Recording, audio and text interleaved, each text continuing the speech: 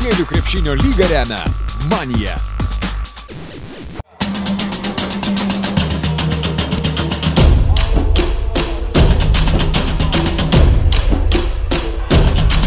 Savaitgalį Alytus priėmė geriausius šalies jaunuosius krepšininkus. Renovuotose Dzūkijos sostinės sporto rūmose įvyko Moksleivių krepšinio lygos žvaigždžių dienos renginys.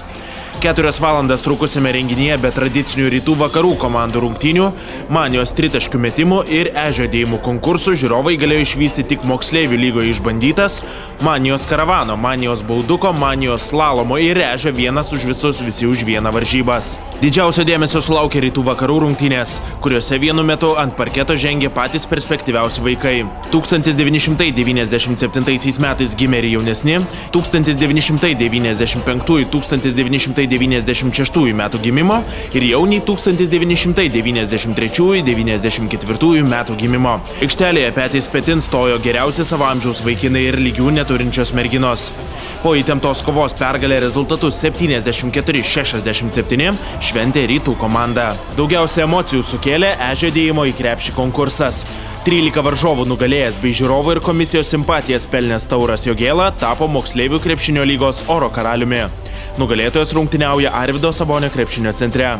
Žvaigždžių dienos Manijos tritaškių konkurse nepralenkiamas buvo Tautvydas Juodelis iš Šarūno Marčiulionio krepšinio akademijos, kuris šį titulą iškovojo antrus metus iš eilės. Susirinkusius dalyvius ir žiūrovus linksmino Amber Dance ir Flash Dance šokių kolektyvai.